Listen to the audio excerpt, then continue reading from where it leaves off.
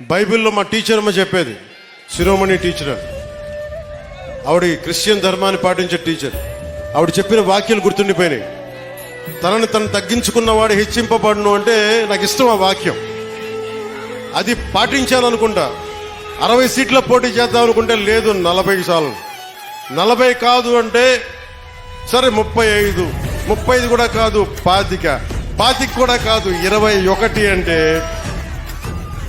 21 మొత్తం గెలుపు దేశం మొత్తం మాట్లాడుకునేలా చేస్తుంది.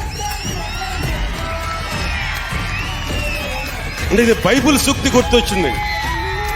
ఒక బైబిల్లో ఉన్న సూక్తి ఎంత గొప్పది అంటే, తనని తను తగ్గించుకుంటే హెచ్చింపబడతావంటే ఇంతకు మించిన సాక్ష్యం ఏం కావాలి?